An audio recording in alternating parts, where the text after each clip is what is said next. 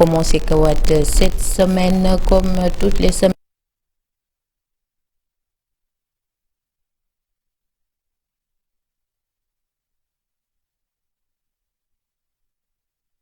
Sujet d'une gravité un peu particulière sinon particulière mooy li nga xamante ne mooy la sécurité de nos constructions par rapport ak li nga xamante ne am na yàggul dara fële ca Ngor immeuble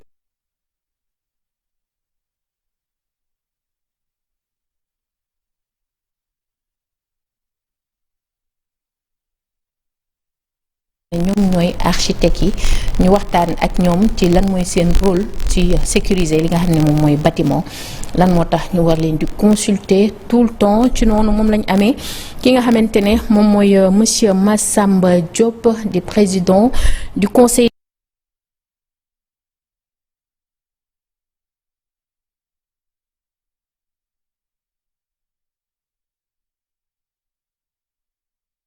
architecte du Sénégal ba tey waaye tamit am ki nga xamante ne moom mooy tamit monsieur Seydou Diawara nekk architecte moom it expert en bâtiment urbain.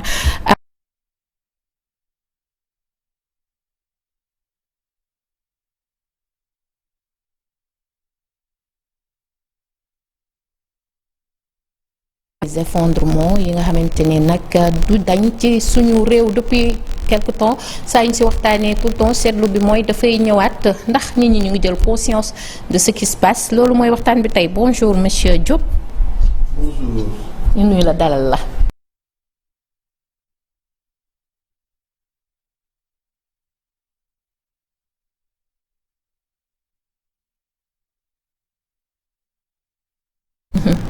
ndax waxtaanee ay sujet d'actualité mu jëm ci wàllu tabax. oui. mu doon loo xam ni ñu ngi ciy remercier bu baax. ni ñu recevoir ak ni nga ñu.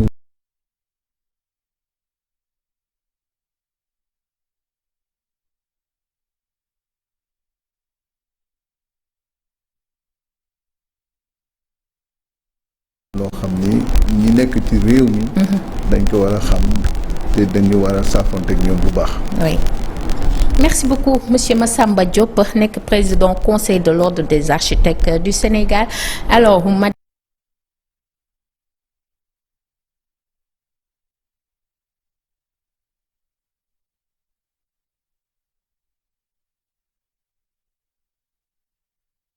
yaa xeeñal plateau bi mi ngi bonjour maa ngi lay sant di la gërëm vraiment invitation bi am na solo parce que dañ war di déglu experts yi très très souvent parce que mieux vaut prévenir que guérir.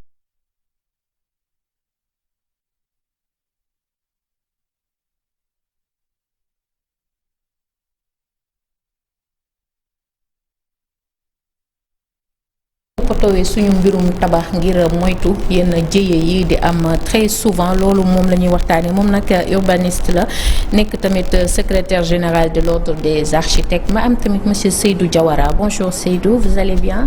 bonjour Mame Koumba. naka suba bi. ça va alhamdulilah.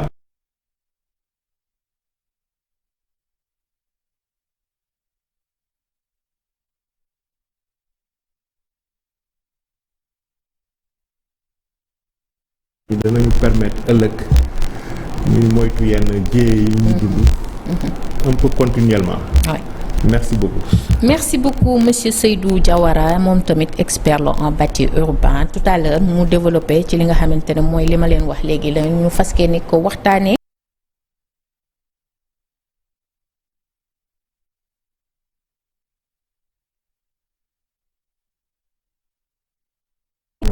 dalal ak jàmm. kan moo doon xëy na neex li entre yéen ñaar. yaakaar naa ni dalal ak jàmm Seynabou.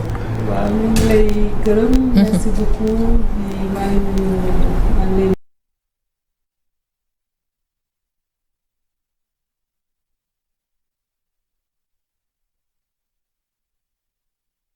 ko jàng. oui. mënuñu xam yëpp. parce que cas yi dafa bëri.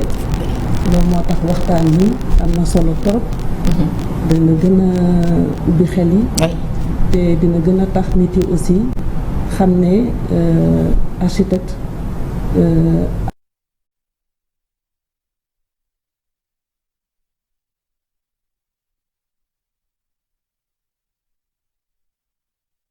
que discussion bi dina am importance dina am njëriñ pour yéen ñi nga xamante ne yéen a toog di seetaan li di Miroir du Sénégal sur la télévision Futurs Médias comme li ma leen ko waxee nous allons essayer de comprendre les causes des effondrements. Alors quels sont, monsieur Diop, les facteurs techniques et humains qui conduisent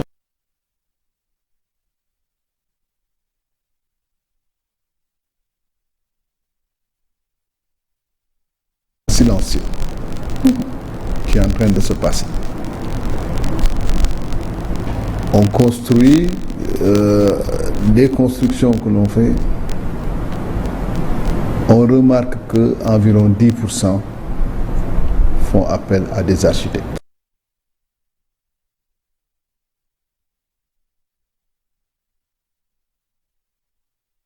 Mënuloo jël lu day ni dëkkuwaay lu day ni loo xam ni da nga ci war a dugal ay doomu aadama muy am négligence walla muy am sikki sàkk ci ndax ña ko war a def ñoo ko liggéey.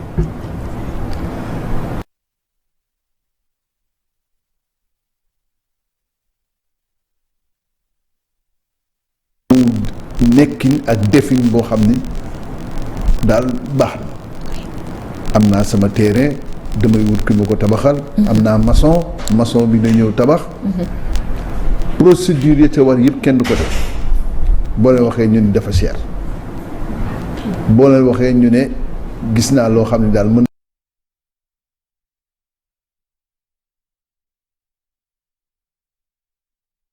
acte ñu teg fii bu dee këyit yëpp defar nañ ko ba pare loi yaa ngi fii décret yaa ngi fii arrêté yaa ngi fii lépp defar nañ ko ba pare li ci des mooy topp yooyu doxal yoon waaye yoon googu ñu war a doxal mooy jafe-jafe bi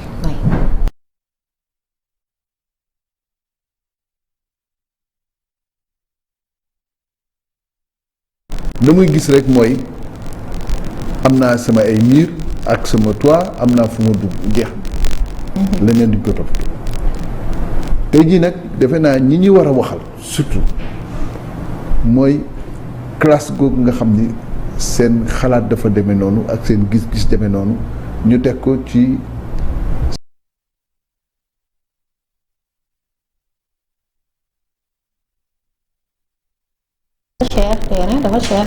terrain dafa cher ay millions ci terrain après tabax dafa cher parce que mooy lu muy wax bés bu nekk nee naa leen bâtiment social bi ñuy wax tur bi sax war nañ ko seetaan ndaxte social boobu fa la problème bu bari jóge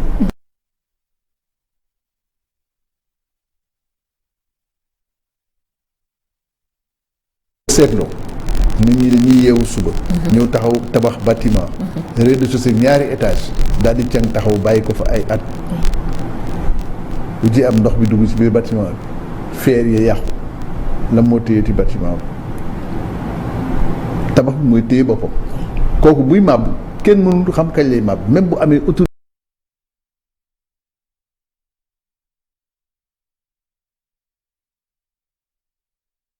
waaye fii bu dee architecte yi ñu ngi fi ingénieur yaa ngi fi ñëpp ñi war a nekk ci acte tabax ñu ngi fi problème bi kañ mooy ñooñu dañ leen joxul la ñu war a def ku ci nekk dafa liggéeyul la mu war a liggéey kooku muy première chose deuxième chose mooy ci matériaux yi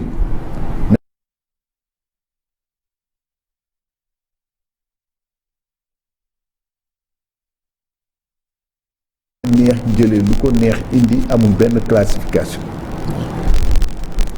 loolu moo tax nguur gi ci loolu dellu si ne léegi dafay indi LNR BTP pour ndax matériel boobu ñuy utiliser ñu saytu ko xam lii lan la lu mu doon ak ne lii ak lii pour lii la lii pour lii la ak tel durabilité lay am tel qualité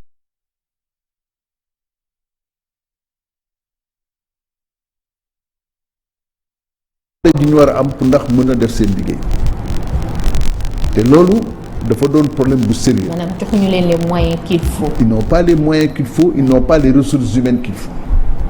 lu mel ni inspection générale des bâtiments ñooñu amuñu moyens yi war a am pour ndax liggéey seen liggéey ci yoon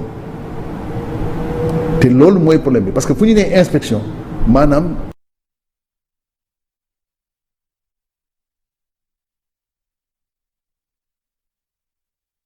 yooyu amuñu personnel. tout à fait. ñun ordre des architectes nag suñu liggéey fi nekk nii buñ ko jaawalee ñun waruñu fi nekk di wër ay bâtiment di xool naan bâtiment bi jaar na yoon ak li jaar yoon. ñun dañuy teg ay charte yoo xam ne charte yooyu ci la ñuy doxee. Très bien. daañu prévenir daañu conseiller ba pare.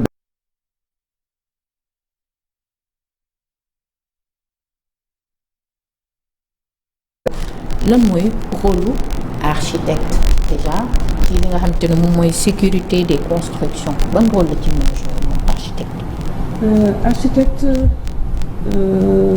Architecte bi en général moom mooy coordonner tous les corps d'État ak tous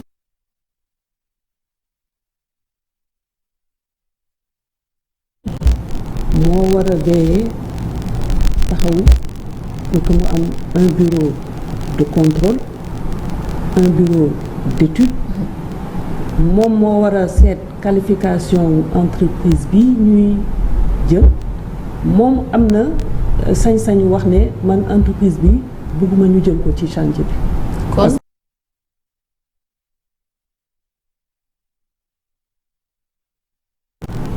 mën nañu wax ne tey jii moom moo war a seet qualification entreprise bi ñuy jël moom am na sañ-sañu wax ne man entreprise bi bëgguma ñu jël ko ci chantier bi. parce que rôle architecte yamul ci juste dessiner plan. déedéet yamul ci dessiner plan. mën nañu wax ne tey jii même tey jii li xew tey su fekkoon ne dafa am ay travaux te amul panneau de chantier architecte bi moo war a taxaw pour mu am un panneau de chantier parce que tey jii tous les chantiers dafa war a am un panneau de chantier boo xam ne dañuy lister tous les intervenants. xam nga tey jaaduwul tey ñu toog di ne par exemple chantier bi nekkoon à côté kan ak kan moo fa nekk kan ak kan moo fay liggéey war nañu mën a am toutes les informations xam ña doon liggéey ñëpp ci chantier bi. kon nag architecte passé na seulement di dessiner ay plan. léegi toujours nga dégg nit yi di ne man plan laa bëgg affaire bi yemul ci plan affaire bi dafa yem tamit dafa indiwaale suñu responsabilité parce que lépp lu xew nous sommes les premiers responsables. tey jii lu ñu wax ñu ne architecte dafa cher lan nga koy fay loo koy fay responsabilité parce que moom yéen cher déjà.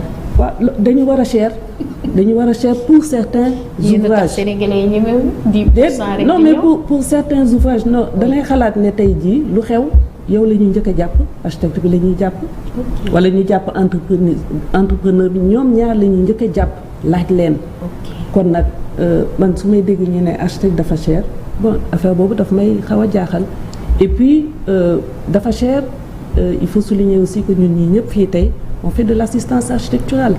Les gens parfois n'ont pas les moyens amuñu doole mais ci suñu xam-xam dañuy dimbale nit yi di leen defal ay plan yoo xam ne quand même wóor nañu ne ñu dina jaar yoon suñu mënoon nag def le suivi mu gën a baax parce que le rôle de l'architecte aussi c'est de suivre les chantiers topp liggéey bi ba liggéey bi pare ñu xam ne que ñun suñu responsabilité au moins xoolal endossé neen ko dans les règles de l'art. mais est-ce que souvent suivi boobu dina am yi ngeen koy def. malheureusement maître d'ouvrage yi mooy comme di président Mass Diop doon wax léegi rek. maître d'ouvrage yi lu gën a yomb rek. lañuy xool yenn saa yi nga commencé def suivi nit ki ñëw xam nga rek jaxase foofu yëpp. ba pour mën a moom xoolal yeggali boppam ndax lan bëgg lu yomb te lu yomb baaxul. lu yomb moo baaxul. waaw.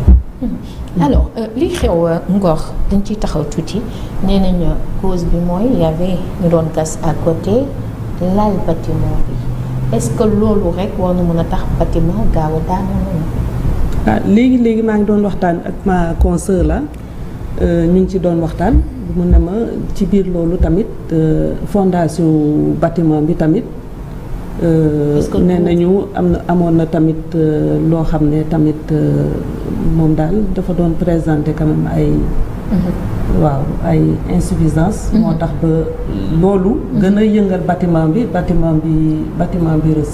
Très bien. mais toujours est-il que nit ki sooy gas à côté d'un bâtiment am na ay mesures sécuritaires yoo xam ne da nga ko war a jël. mooy paroi yeeg beneen bâtiment bi nga sore ko déjà. am na ay distance ak tamit nga blindé foofu nga étayer foofu ba nga xam ne y a pas de risque d'affaissement. loolu am na mais comme ni ma la waxoon tamit panneau de chantier yi am na solo. Oui. parce que nit ki su xamee ne identifier den ko dina wut su doon panneaux yi yëpp dañu ne tous les chantiers doivent avoir des panneaux de chantier kon nit yi dinañ wut bureau de contrôle dinañ wut bureau d'étude yu baax dinañ xam kan mooy architecte bi kon nag foofu foog naa ne kooku di réaliser bâtiment bi. dina def attention. waaw. ak les organes de contrôle aussi comme il l'a dit. mu am. Très bien alors monsieur Seydou lan mooy wala ñu taxaw ci tuuti responsabilité légale yi et éthique des architectes. Merci responsabilité légale yi. mooy li bépp responsabilité boo xam ne nii architecte daf koy endosser bu fekkee il est impliqué ci benn projet. donc habituellement dañuy wax ne nous on est les maîtres d'œuvre chargés de concevoir. D'accompagner les clients et d'assurer le suivi et la coordination des travaux. Oui. Avec plusieurs intervenants. Je pense que c'est le wax na ko léegi. Il y a effectivement des corps de contrôle extérieurs yoo xam ne war nañu impliqué wu. Avant même corps de contrôle yi.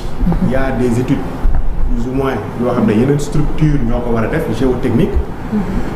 yoo xam ne nii architecte bi mu nekkul fii pour mën a veiller à ce qu'on respecte ces procédures là client bi mën na ko bañ a xam. Pour en revenir un peu ci question bi ko posé c'est trop restrictif à mon avis de vouloir imputer li xew la dernière fois ci travaux mitoyens yooyu amoon à côté. C'est-à-dire excavation yi. Exact. C'est-à-dire mën na ci am mën na nekk une des causes mais il faut prendre des causes dans leur globalité c'est-à-dire bâtiment bi ci boppam. parce que loolu du ñëw nekk conséquence sax. Ça peut être une des conséquences quoi. Disons. Mais bâtiment bi ci boppam la manière dont il a été l'étude structurelle a été faite. Parce que ñi ngi wax ne avant lii di amoon na ay désordres yu commencé woon di feeñ. ci bâtiment bi. Donc cela veut dire que déjà il y avait peut-être en termes de conception de la structure. Il y avait des manquements. Oui. Donc yoo xam ne peut-être travaux excavation yi ñu def à côté moo ñëw fragiliser l'assise du bâtiment. Créer fa ay tassements différentiels et puis ça en est suivi les conséquences que ñu gis quoi. Donc c'est vraiment un ensemble loolu yëpp nag dafay indi après la question de la responsabilité. Par exemple en amont si on prend le cas du bâtiment qui s'est effondré, est-ce que toute la procédure qui devait être mise en place pour que ñu tabax bâtiment bi ça a été respecté? Parce que un architecte qui est là qui regarde un bâtiment de cette envergure ñu war ko tabax avec des semelles sans longue ligne de redressement par exemple. Ça pose problème. Et là, un architecte est capable de déceler ces manquements-là en termes simplement d'études de structure pour attirer attention pour nous corriger. Un radier qui aurait été mis en place sous ce bâtiment, radier, disons, c'est une surface en béton armé sur laquelle vient reposer le bâtiment. Moom dafay répartir charge bâtiment yi quand on parle de charge du bâtiment c'est le poids propre du bâtiment qui est très lourd. Les charges d'exploitation lépp li ñu def ci bâtiment bi loolu yëpp dañ koy jàllale ci poutre yi mu ñëw ci poutre yi ñëw ba ci fondation yi mu répartir ko. Mais là la répartition elle est vraiment beaucoup plus diffuse et beaucoup plus éparpillée. Il y a moins de problèmes. Si on avait par exemple ce type de fondation. Ce qui est clair et net, un désordre à côté bâtiment bi aurait mieux réagi. bu fekkoon dañoo am ay lombrines disons ay semelles filantes avec des lombrines de redressement également bâtiment bi ni muy réagir dana différent trop que bu ñu amee ay semelles excentrées yoo xam ne éventuellement peut-être disposition yi ñu war a jël pour sécuriser leen amu ci. ndax bâtiment bi xool da nga gis carrément dafa damm quoi. alors que bu fekkoon ne moom ni muy répartition charge yi au niveau des fondations elle était très beaucoup mieux diffuse loolu du ci loolu du ci mën a donc looloo tax ma ne. En réalité il faut prendre le problème dans sa globalité c'est-à-dire le bâtiment ci boppam. La manière dont il a été conçu, la manière dont les travaux ont été exécutés, le suivi qu'il devait y avoir, est-ce que am na ci mais il y a également les fouilles à côté d'une certaine profondeur qui ont naturellement effectivement c'est possible fragiliser plus ou moins l'assise du bâtiment en créant des tassements parce que quand on parle de tassement différentiel mooy lan mooy au niveau des fondations dafay am ay parties yu wàcc mais à des vitesses différentes loolooy waral nga toog ba ca gis ay désordre ci bâtiment bi. ay fissures. même ba ci effondrement. donc loolu mooy pour expliquer ça rek quoi. donc on a assisté à ce phénomène là alors que bâtiment bi am na lu ñu ko doon liggéey même avec effectivement ces problèmes là moom doon na mën a supporter. donc la responsabilité de l'architecte aujourd'hui il faut que nit ñi xam ne c'est vraiment dans l'intérêt des clients. C'est-à-dire on veille à ce que l'ouvrage soit construit en respectant les normes. Est-ce que veille boobu day dem ba ci étude de sol beeg yooyu noonu. bien sûr wax naa ko tout à l'heure c'est-à-dire avant loolu yëpp il faut ñu am étude de sol xam résistance portance sol bi dafa am solo. sol bi lan la attan ak lan la attanul.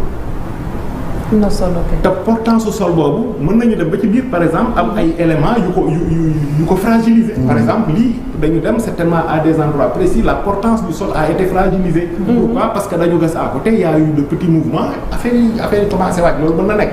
mais étude de sol bon c'est systématique. En zone urbaine on parle d'étude géotechnique de type G2. waxuma G2 dañoo war a dem même ba G2 ba G3 ba G4 même. parce que études yooyu dafay permettre. ñi nga xam ne ñoo nekk ci G3 G4 c'est un peu technique pour nous. c'est très technique en fait bon pour être simple rek quoi c'est-à-dire ay catégories la. ci liggéey bi ñu war a def même avant ñuy def calcul yi je veux dire. wala bu ñuy tabax bâtiment bi. parce que ñoom dañuy dem ba ne la par exemple sa semelle yi mën nga ko wàcce telle profondeur. par exemple fii am na problème suuf bi war nga ko mën a dindi nga defaraat ko balaa nga ci teg bâtiment bi. y a des dispositions y a des prescriptions yu ñu lay jox même pendant l'exécution des travaux. absolument loolu étude géotechnique yooyu moom moo la koy jox. te loolu yëpp architecte bi daf koy wax. non architecte bi moom day contrôler loolu yëpp. c'est-à-dire c'est des intervenants. mais l'architecte est là pour coordonner pour veiller à ce que effectivement tous ces éléments là soient pris en compte pour ñu tabax bâtiment bi. c'est-à-dire l'architecte il est essentiel dans cet environnement là je veux dire. mais Seydou. waxuma la sax mais bâtiment bi sax est-ce que am na joint de dilatation. parce que ni mu dammee. normalement su amoon joint. waaw affaire bi du demee noonu. du demee nii. du xëccaale voilà yooyu yëpp mooy li ngay wax rek. yëpp c'est des problèmes techniques yoo xam ne donc du. Vraiment le rôle essentiel de l'architecte c'est-à-dire bañ ko jël comme tout à l'heure li ñu wax dafa cher mais dafa cher bi c'est dans l'intérêt du client et puis la responsabilité du client on est là pour di ko xamal moom ses responsabilités parce que bu dara xewee balaa dara on architecte bi la ñuy woo kii tabax mais surtout borom. oui. borom. maa ngi ko mën a mottali. bien sûr mën nga mottali ci lii dafa am leen lu am solo. lu nit ñi di fàtte te dafa baax ñu leen koy fàtte. architecte yi ñu naan dañu cher barème bi ñuy liggéey barème 1978 ba tey 47 ans 15 yokku ci amul dara lu ci change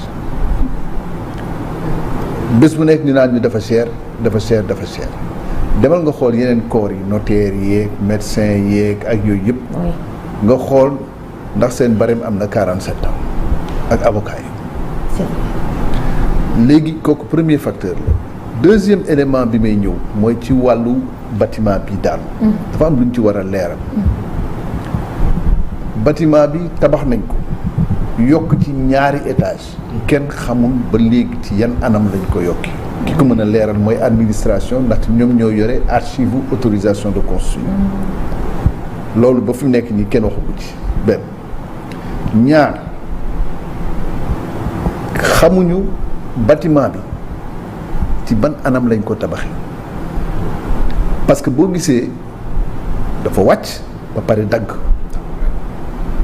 kon ça veut dire que forcément am na rupture charge bu am foofu beneen bi mooy ka doon gas ca gannaaw dafa jëkk utiliser marteau piqueur dafa am ay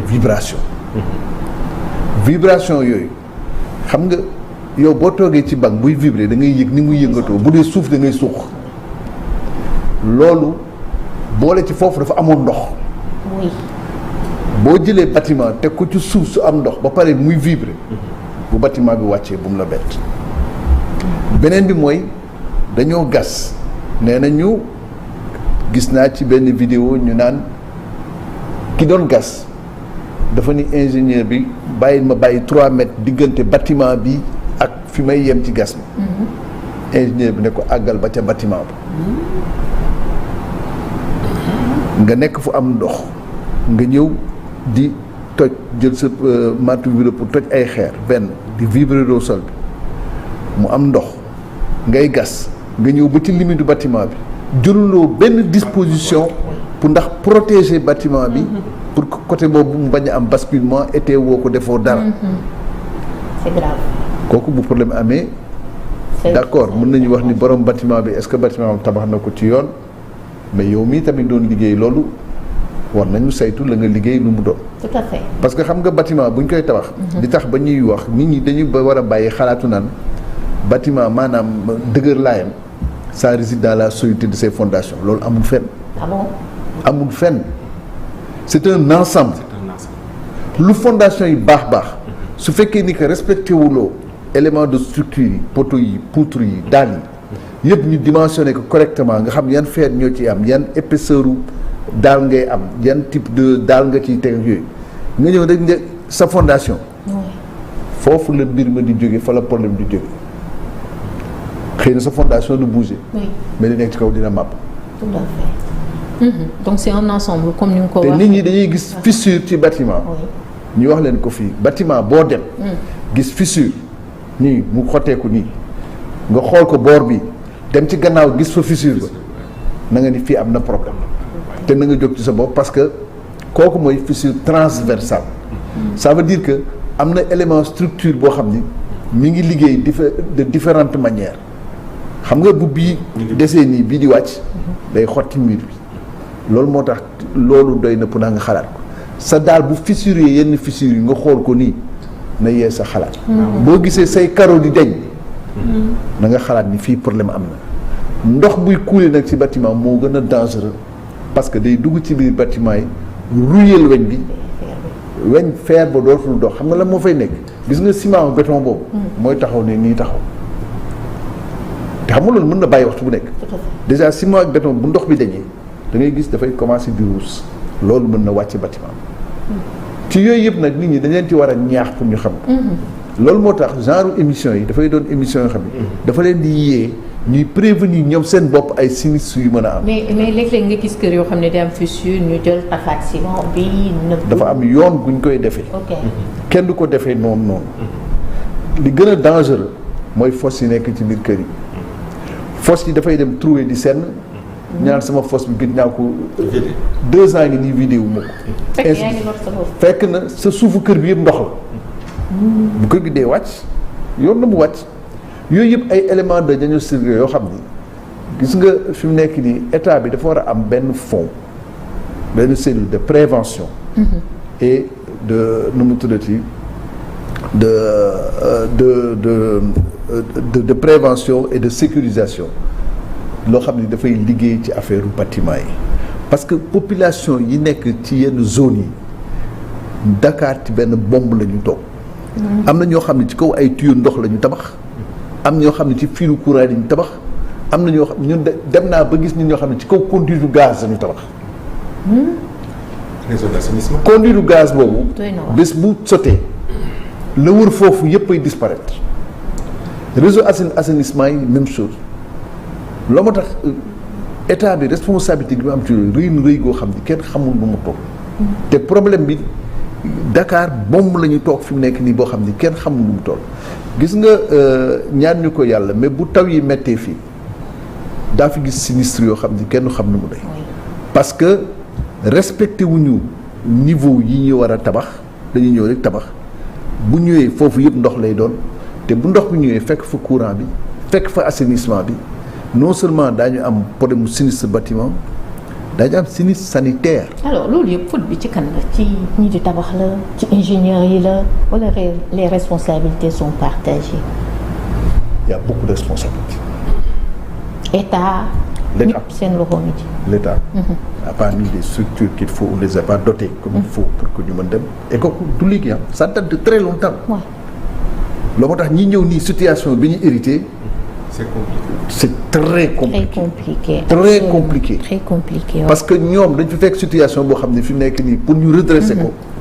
loo xam ni 60 ans la loolu du ñaari fan nga koy redresser. La deuxième chose, la cupidité des Sénégalais. Surtout. Il faut qu'on le dise. Surtout. Parce que les propriétaires doivent prendre leurs responsabilités et dire que ça, je n'en veux pas. La corruption. On donne des autorisations qui sont des autorisations fallacieuses. Yoo xam ni kenn tegu ko fenn. Le laisser aller. Sénégal, tu donnes à une personne une parcelle de 150 mètres carrés, le lendemain, il veut prendre la rue Dougal, amener dans sa parcelle. C'est vrai. Son escalier, il ne veut pas le mettre dans son terrain, il veut le mettre dans la rue. Les occupations irrégulières de chantier. Tu vois un chantier qui dure 4 ans, 5 ans, il occupe la voie publique. Les gens se débrouillent pour contourner, pour faire des choses pas possibles. C'est-à-dire qu'il y a une anarchie telle que la bombe va finir par exploser. Et ça, c'est à l'État de prendre ses responsabilités. Oui, oui. C'est très grave li ñu fi wax boobu léegi waaye Wallet ban stratégie yéen ngeen jël en tant que architecte wala ordre des architectes ban stratégie de communication ngeen di adopter souvent pour wane li nga xamante ne moom mooy seen ay rôle wala lan ngeen di jëriñ wala lan ngeen mën a jëriñ ci wàllum tabax. waaw merci beaucoup. balaa may ñëw ci.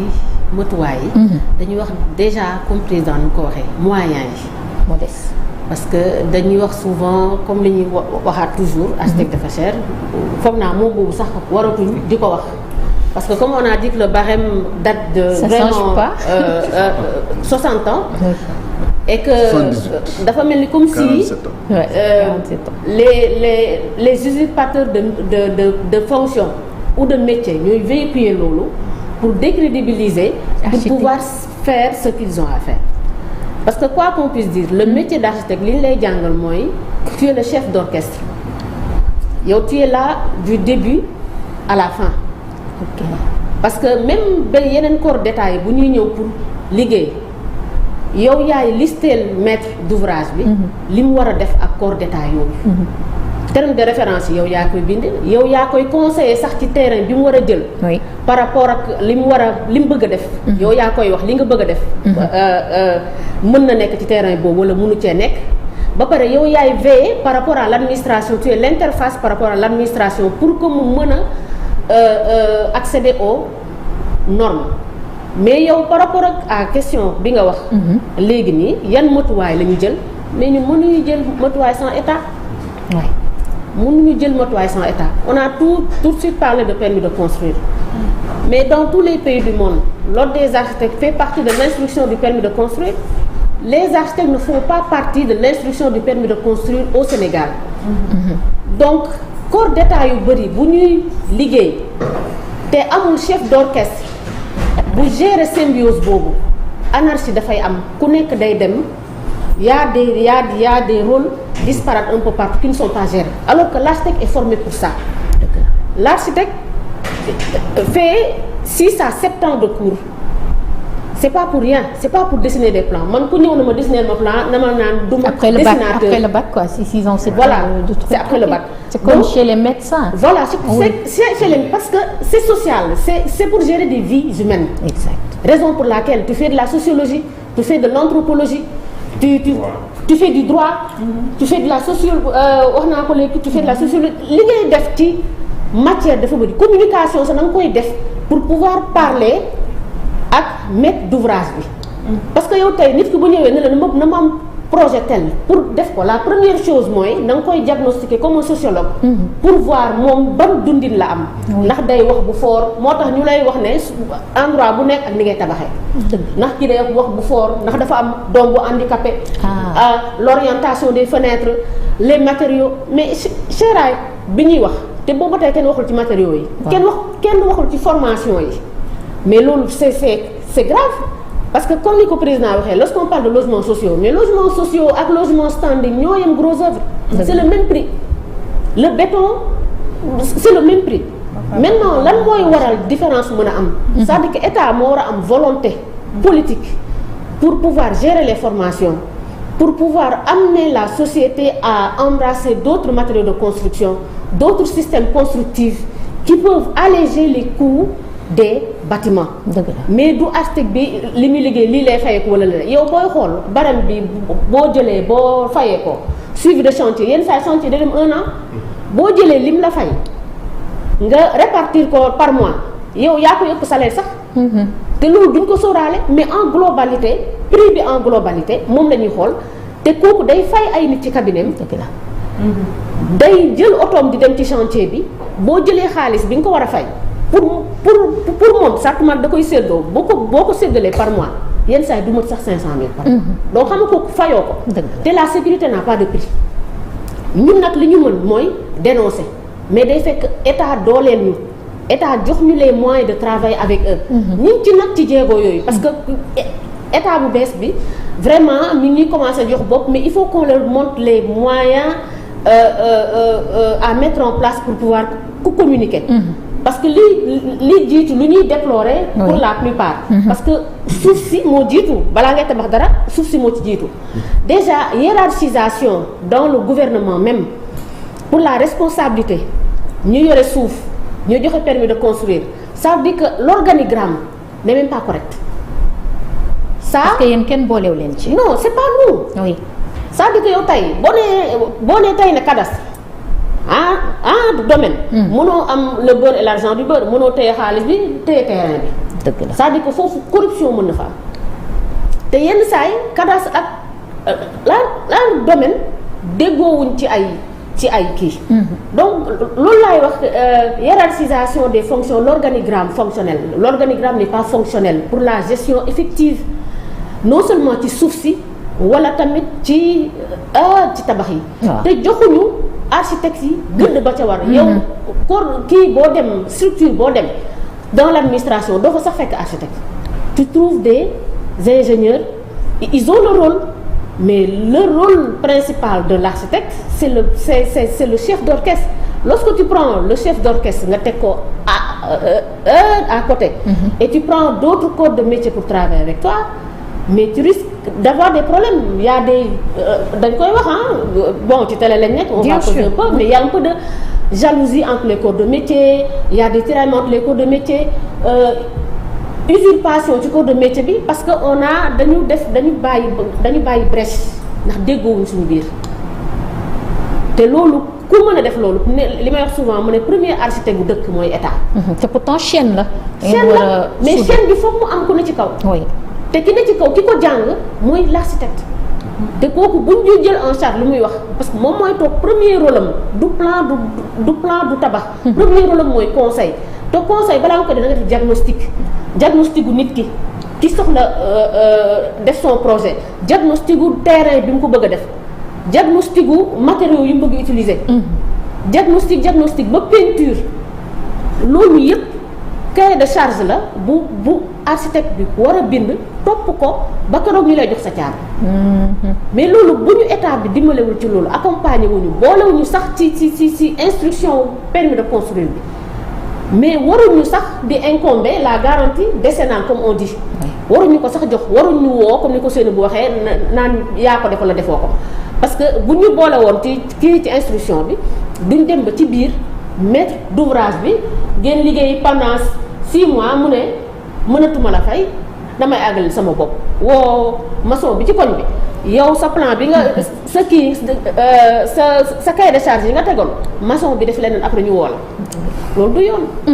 Voilà. Très bien du yoon alors monsieur Diop question bi tamit dama koy ñëwaat ci yow yan moyens yéen en tant que ordre des architectes ngeen di teg même bu fekkente ne état jàppale wu leen peut-être pour ngeen mën a communiquer assez wala ngeen communiquer ak citoyens yi yéen en tant que ay architecte vous avez le devoir de faire savoir au public wala ñi nga xamante ne dañuy soxla seen ay comment on dit seen ay services yan moyens ngeen di teg pour que conscientiser ñooñu pour ñuy ñëw di wax ak yéen te xam ne bâtiment du début à la fin architecte daf ci am rôle bu am importance. merci xam nga dafa am rôle bu architecte di jouer dans ce sens-là surtout ordre des architectes ñun dañu am ay cibles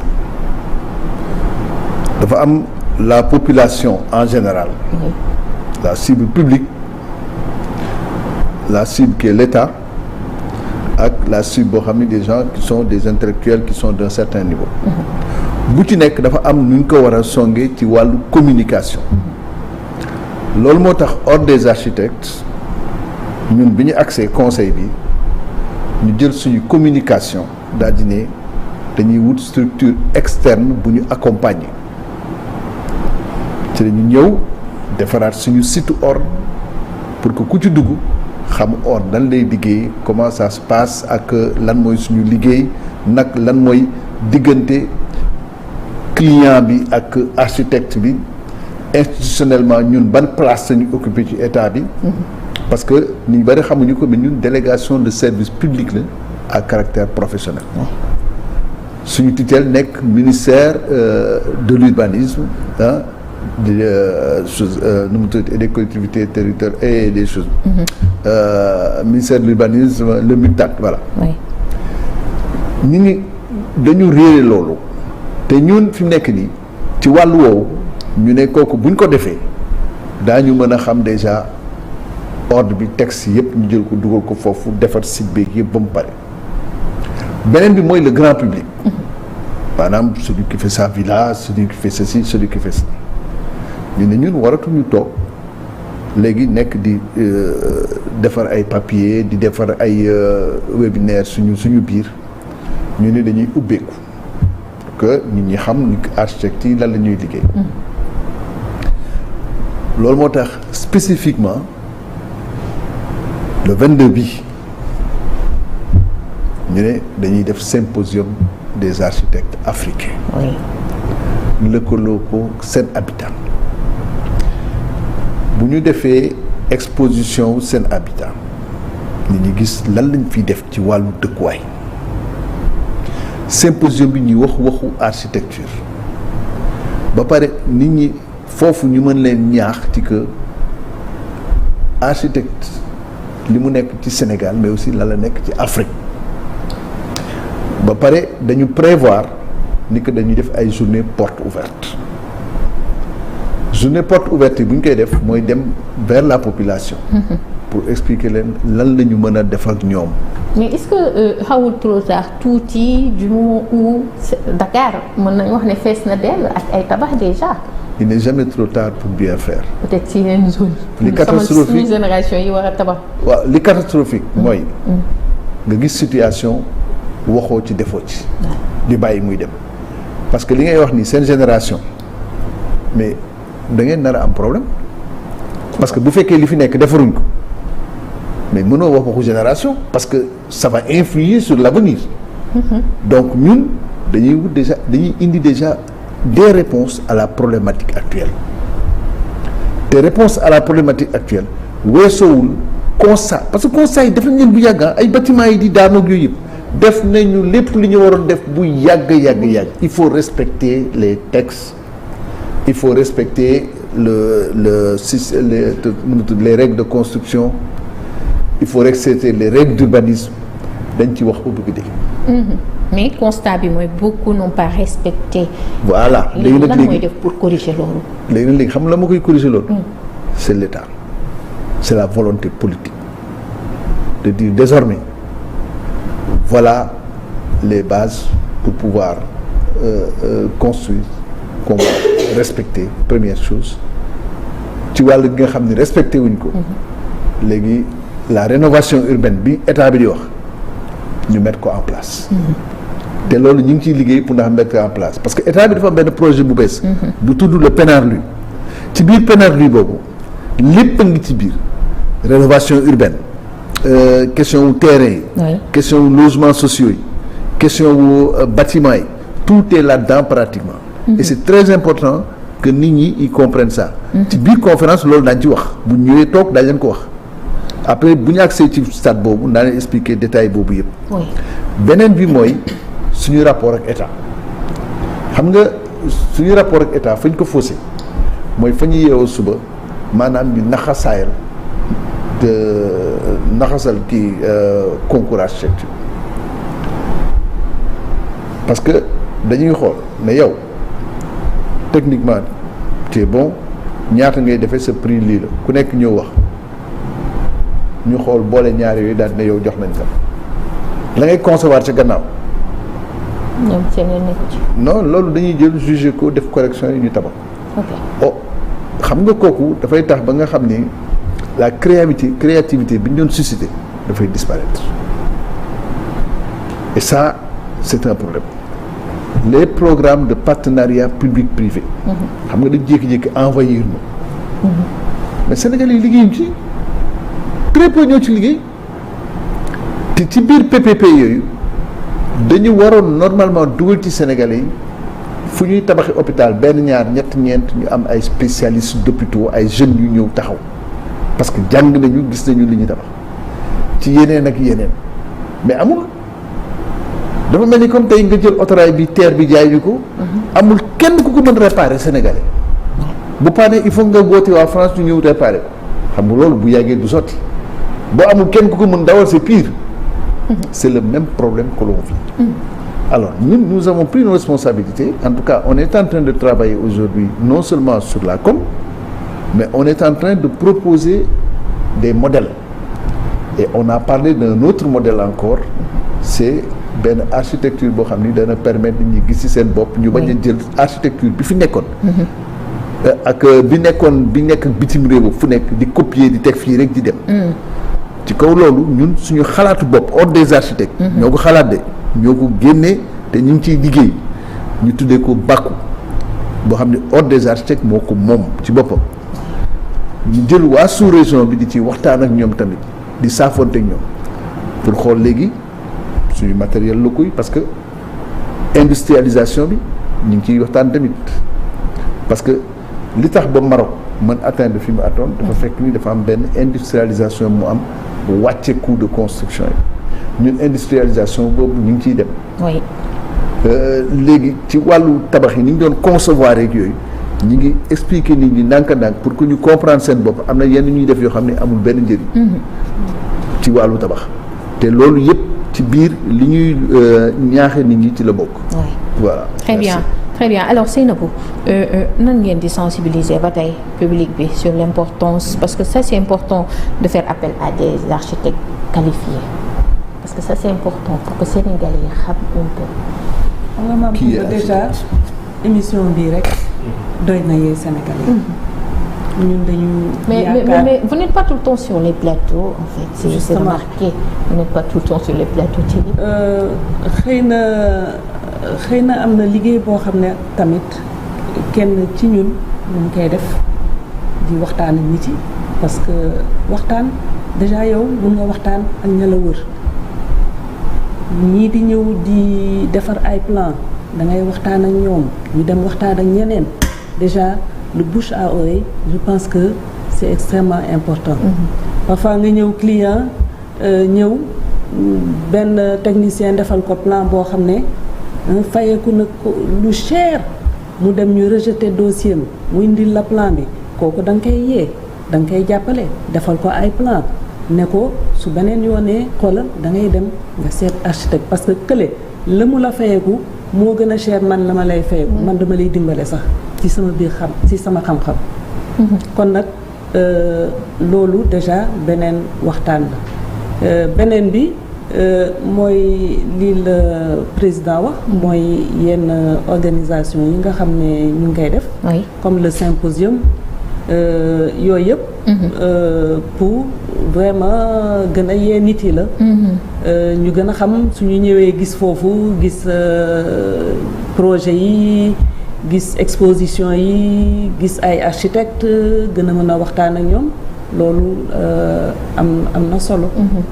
ñu xamal leen la mooy njëriñu architecte si li nga xamante ne moom mooy bâtiment parce que liñ fi wax ni yëpp du début à la fin on a besoin d'architecte pour suñu ay tabax baax mais sénégalais yi liñ seetlu mooy sawaruñu bu baax wala boog dañoo xamul parce que su ma déggee monsieur Diop ne 10% ñooy ñëw si yéen souvent loolu.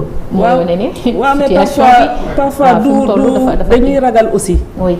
parfois aussi dañuy ragal dañuy xalaat ne mooy li Bolek waxoon sànq rek nit yi ñoo leen di ne. ñoo leen di gëmloo loolu. voilà architecte soo demee daf lay taxé nangam ak nangam man mën naa la defal lii te et puis léegi aussi lii ñu gën a rey mooy léegi les logiciels là dañuy jël ay plan rek xoolal di génne ay plan. voilà. Pinterest rek fu ne xoolal. sans étude jël rek xoolal tegal la. voilà très bien Seydou.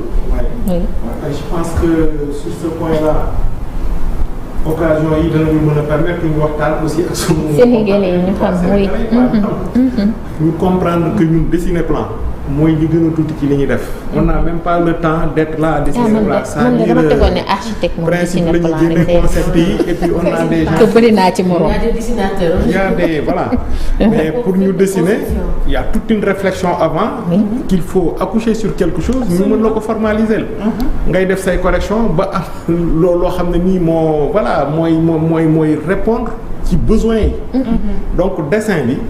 Malheureusement nag tous ceux qui prétendent être architectes qui sont quand même qui nous prennent toutes nos parts de marché parce que le président wax na ko léegi 10% de ce qui se fait la ñuy def ñun.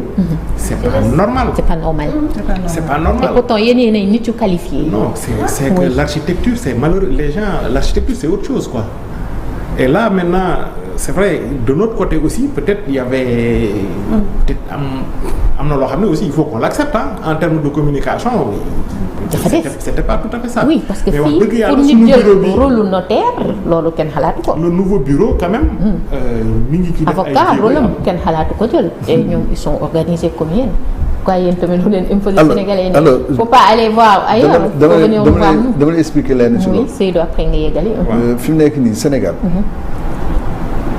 normalement ñun dañu am dafa am leen loo am xam nga il faut que ñu comprendre leen suñu espace dootul Sénégal rek espace communautaire il y a les 8 pays de l'UEMOA. donc espace dafa gën a yokk te ñooñu mën nañ ñëw liggéey fii parce que dafa am libre circulation des personnes et des biens. Sénégal da ngay toog nationalité bu nekk mi ngi fi di liggéey dans l'architecture ay Sénégalais ñoo liggéey loo en toute illégalité te xam nañ ko ñooñu fiy liggéey xam nañu ils sont dans l'illégalité parce que mënuñu inscrire à l'ordre. Or les textes sont clairs. Nul ne peut exercer la profession d'architecte s'il n'est pas inscrit à l'ordre des architectes. comme chez les médecins. leer na. léegi ci kaw loolu lépp lu fi ñu def su nekk nii c'est illégal. tout à fait. loolu moo tax ñun pour défendre profession bi man dama leen ni damay créer benn commission quand même au sein de l'ordre parce que mënatuma toog di xaar quoi que ce soit et cette commission sera chargée de la défense de la profession commission boobu directement avec le procureur ñu instruire ces cas-là parce que mënatuñu bàyyi nit ñi ñu jël suñu profession bi di ko saax-saax da ngay boo demee tey Saly dama nga xool dafa xew fu waay jóge ñëw tabax nga dem Kafountine la même chose les sites touristiques c'est ça Dakar moom waxi noppi immeuble yi fu nekk lay génne te immeuble yi doo ci sax gis Sénégalais mais aussi il y a un autre problème qui signe les autorisations de construire. bonne question loolu dinañ ci il faut que ñu taxaw ci loolu dem lijjanti kan mooy signer autorisation de construction yi Seydou yaa ngi woon ci point bu am importance. voilà de toute façon ça dafay ñëw rejoindre lii rek quoi. Oui. qui signe les autorisations de construire normalement c'est nous qui sommes censés les signer. c'est les loolu la yoon wax. c'est les ah bon architectes. oui yéen a ko war a signer. ñoo ko war a non signer. les plans yi autorisés. Ouais. plans yi ñuy defar pour yóbbu autorisation de construire. oui architecte inscrit à l'ordre donc moo ko fi mën a signé amul keneen loolu moo tax ñun li ñu nekkul ci commission permis de construire poser problème. ok parce que ñun. te loolu loi bi loolu la wax loolu la yoon teg. c'est clair loolu la yoon teg. c'est la loi léegi dossier yooyu di dem foofu ñu koy signé kan moo koy signé. bonne question. ñun xamuñu ko parce que nekkuñu fa. léegi ñun ñu ne état bi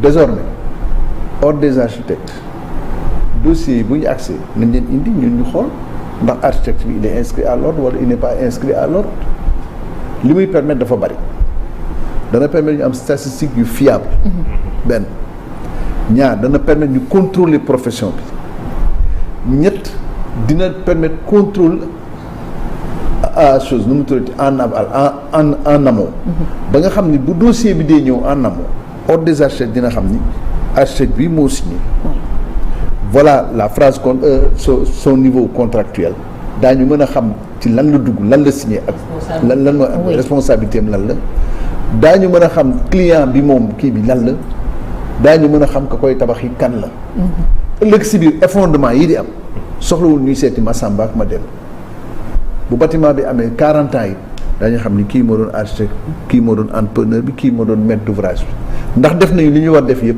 ñu teg leen ñoom ñett ñu gérer kii bi doo fi nekk di sonn dem fii di dem fale ça c'est la première chose la deuxième chose mooy leen l'ordre des architectes à partir de ce moment-là ñun on a demandé qu'on nous donne le timbre comme Côte d'Ivoire ni ñu ko amee comme Bénin ni ñu ko amee c'est-à-dire sur les autorisations de construire on fait un calcul de surface sur la base de ce calcul de surface l'ordre des architectes applique un coût au mètre carré gis nga fonds yooyu ñuy am noonu moo ñuy permettre ci wàllu formation bi ñu mën a def li ñuy wax formation continue c'est-à-dire architecte yi bañ ay nit ñu jàng architecture rek ñëw toog mais daañu mën def formation continue pour ndax c'est niveau de correspondance mën def de l'assistance architecturale yow nga ñëw ak sa plan ne man de dama bëgg defar 150 mètres carrés aw ma lii ak lale boobaa dañuy xool benn niveau de péréquation xool naka lañ lay jàppale yow assister la pour nga defar sa projet bu baax comprendre nga ñëw par exemple yow suba ne man dama bëgg a defar hôpital wala clinique mais xaw ma nu muy demee xaw ma nu muy kii ñun mën nañ la assister encadrer la ba teg la ci yoon pour ndax nga mën a am lu am yoon mais fi mu nekk nii bu ñu amul loolu naka lañ koy def man tey jii bu ñu ma nee naa jël Seydou pour ndax mu ñëw benn waaye daf bëgg defar clinique mais waa ji xamul fan lay jaar ndax structure clinique am et tout affaire terrain am et tout man ban conseil laa ko mën a jox. dama dem Seydou dafa yore liggéeyam mais pour que ma mën jël Seydou teg ko à l'ordre ne ko Seydou kay jàppale kii ak yooyu s'il le faut ordre jox ko même benn truc à l'heure wala lenn loo xam ne dina mën a liggéey lii wala ma ne ko bon forfaitairement tu me fais ça. nii voilà mu xam ni que benn sacrifice la mu yëpp pour jàppale nit ki pour que nit ki au départ mu am base mu liggéeyee.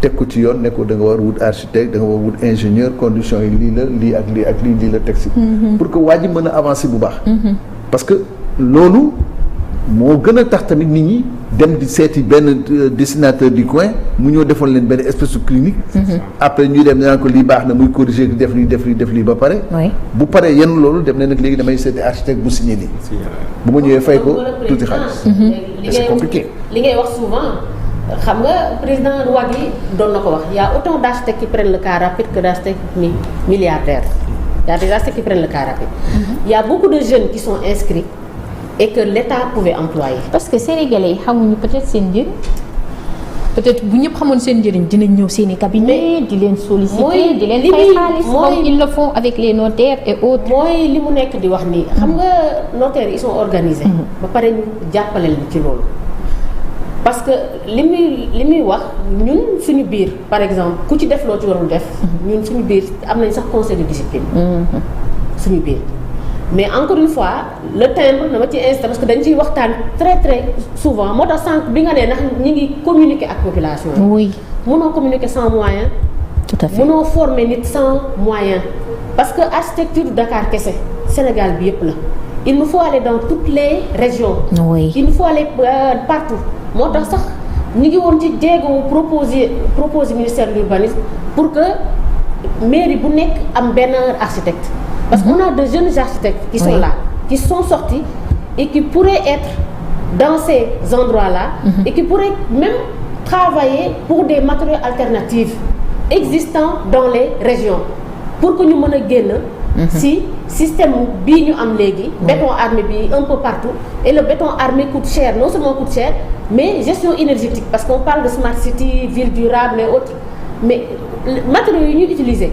mais non seulement dafa gën a cher mais boo ci duggee tam day continuer gën a cher parce que da ngay gën a fay électricité ndax yaa ngi consommer plus d'énergie. Tout à fait. da ngay dem endroit yoo xamante ne comme dans le sud da ngay fekk temps yi jëkk ya ñu doon nekk di tabaxee ak des matériaux locaux ay briques en terre cuite mais récemment na ma fa dem dama gis ay carrières yu bëri yu ay étrangers teg pour béton ñoom nag foog nañ ne béton moo xew c'est à la mode ñu bàyyi seen terre cuite dem di tabaxee béton ils sont obligés de climatiser kër gi tàng jër. ok yooyu mooy expliquer kër yu tàng kër yi tàng jër léegi nag mais état non seulement dafa war a jouer rôle de promotion mais dafa dans ce rôle de promotion là dafa war a joxe l'exemple déjà bâtiment étatique yi seen bopp dañu waroon di def la promotion des matériaux locaux di utiliser matériaux locaux yi tout à fait pour pouvoir nous permettre ça. Alors Ouellet, comment l'urbanisme peut-il contribuer à la prévention des effondrements? L'urbanisme. Le ministère. waaw le ministère de l'urbanisme. oui. Comme le président wax il y a les textes existants déjà bien vrai que dans les textes il y a des fois nous décelons quelques failles dans les textes. Nous avons travaillé dans le code il y a le code de l'urbanisme, il y a le code de la construction mais comme li ñu wax rek depuis sànq moom la ñuy nekk di waxaat je pense volonté politique. D'abord parce que premier architecte bi mooy l'État du Sénégal effondrement yi buñ ci bëggee génn il faut des organes de contrôle forts il faut même avant organe de contrôle yi jox gëdd technicien yi war a liggéey ci bâtiment bi pour ñu mën a prévenir balaa organe de contrôle yi beneen wàll bi mooy li président wax mooy l'instruction du permis de construire parce que bu ñu nee instruction du permis de construire dañ koy yóbbu urbanisme mais dafa am fu muy jaar y a la protection civile y a l'environnement foofu yëpp lay aw donc bâtiment yu bëri yu ñu nekk di tabax bu amul signature architecte rek mooy jóg jël dossier am yóbbu pour ñu def instruction permis de construire mais les personnes lambda hormis les 10%. Oui. Mais alors souvent 10% yooyu c'est composé de qui ñan ñooy représente les 10%. Bon c'est aussi 40% des architectes. Oui mais souvent catégorie sociale quasiment. ok c'est ok d'accord oui. Très bien. Oui.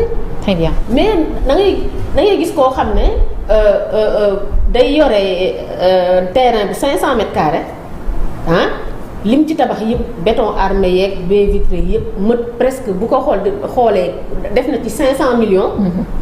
te du jël architecte loolu yëpp am na fi mais tam yenn saa nga gis boo xoolee ci population bi ñu ngi commencer di conscient petit à petit. parce que yenn saa yi nga gis koo xamante ne da lay woowee ba Fuuta. ne la man de déglu naa benn émission bu architecte di wax dama bëgg tabax awma moyen lan laa war a def. kooku tamit ñun dañ koy conseiller naturellement mais li war a jiitu mooy volonté politique parce que l'urbanisme a des démembrements un peu partout dans le Sénégal. mairie bu nekk am na service d'urbanisme ba fa nekk. il y a déjà benn service de conseil bu war a am ci lépp ñu war a tabax parce que tam institution permis de construire boo demee ci région yi mairie yi la te ils sont pas outillés yenn saa yi benn technicien moom nga fay fekk kooku mooy instruire permis de construire bi maire bi signé permis de construire bi te xamuñ ci dara. dëgg la mais loolu bu ñu jàpp ci timbre bi ñuy wax nii di contrôler. bu ñu jàpp ci timbre bi ñuy wax nii parce que timbre bi moo ñuy permettre jeunes architectes yi ñu mën leen affecter par exemple ci région yi ne leen dem leen ci mairie yi. ok moyennant ordre des architectes fay leen. mais ñun bu ñu amul moyen boobu mënuñu àgg foofu. Parce que l'urbanisme seul ne peut pas faire ce travail là sans les architectes. Mais première chose bi mu war a def mooy moom am la volonté déjà dimbale ñu ci stratégie yi ñu leen di offrir parce que nous on est là pour leur offrir des stratégies de développement urbain et de sécurisation foncière. Tout à fait. Mais loolu day fekk ñu accompagner ñu ci loolu. Alors day fekk ñu accompagner leen ci loolu donc responsable premier bi mooy le premier responsable dans ce qui se passe c'est l'État, monsieur Diop. Les responsabilités, je dois dire qu'elles sont partagées. L'État n'a pas d'architecte. Pourquoi je le dis? Parce que l'État aujourd'hui ils ont à peine 4 ou 5 architectes. 3. Ouais. Exactement. 3. Et le reste? Pas des architectes. Il n'y a pas d'architecte. Donc, peut-être que dans certaines structures dépendantes de l'État, tu vas trouver un architecte par-ci, un architecte par-là. Nga dem Maroc, l'État a 1500 architectes. Nga dem Côte d'Ivoire gi, au moins tu trouves à peu près une 70 architectes dans l'administration. Ainsi de suite.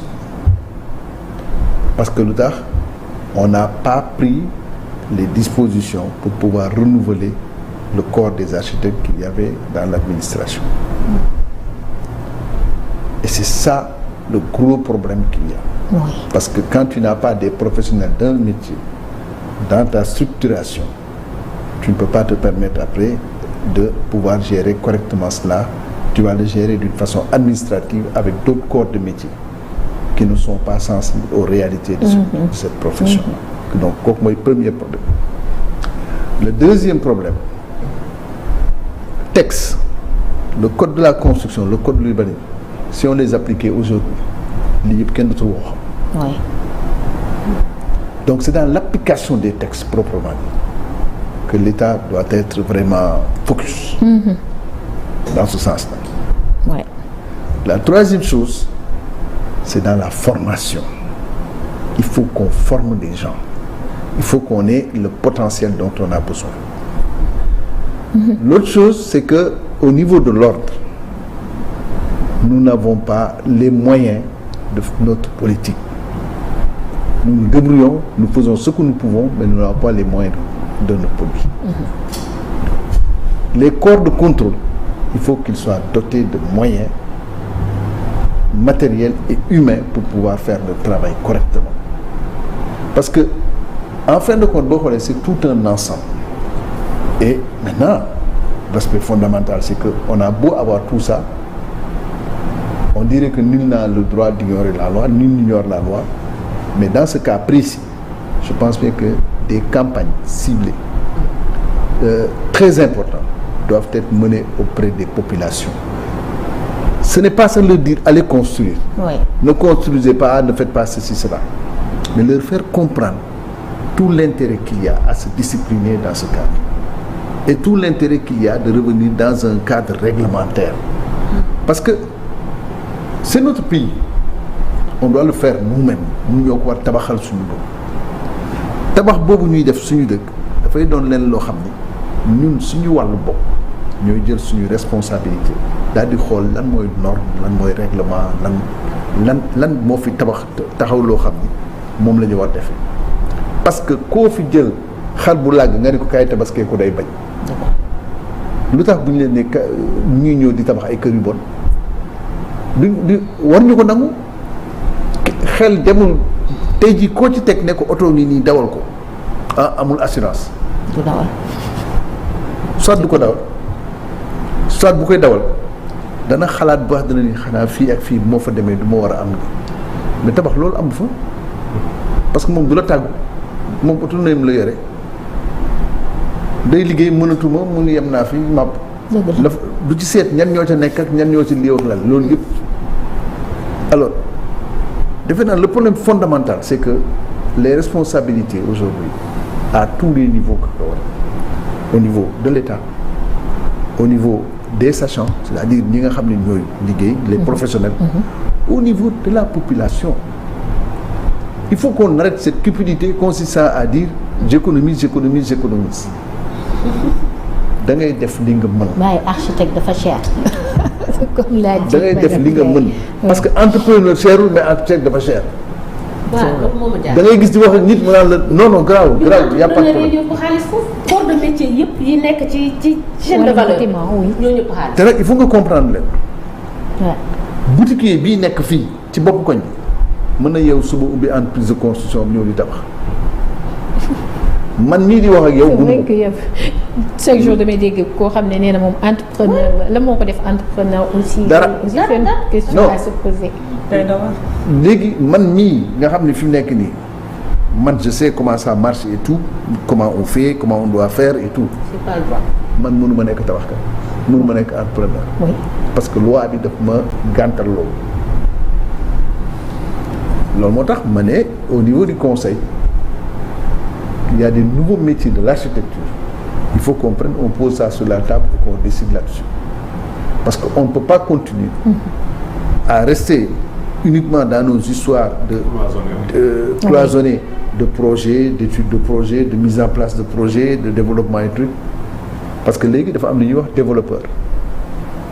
développeur mooy lan mooy ñooñ nga xam ni dañuy ñëw comme architecte ñëw fii ci biir dëkk bi daal di ne man damay ñëw par exemple zone bi bëgg naa ko jël tabax ko moderniser ko def fa une cité modèle def fa un cadre de vie modèle xalaat kooku yëpp def ingénierie financière bi taxawal kii bi ñu tabax ça veut pas dire que architecte dafa yore ay brouette ak pelle di tabax de kooku ñun duñ ko def mais xalaat bi yëpp dañ ko teg ba nga xam ne loolu dina mën doon du ànd am na ñu nekk architecte bâtisseur ñoom dañuy ñëw xalaat leen ñaax ko ba mu taxaw defar lépp lu ñoo def comme étude bi topp tabax bi ba mu jeex kooku ils sont totalement impliqués boo nekkee ci phase boobu mënoo nekk architecte bâtisseur ba pare di signer ay autorisation de construire rek kenn xamul lu mu doon parce que dafay nekk juge et partie oui am na ñoo xam ni ay kii lañu architecte programmeur tey jii maam Kumba day ñëw yeewu suba ne man damaa bëgg tabax hôpital am naa 40 milliards dama bëgg defar hôpital privé lay doon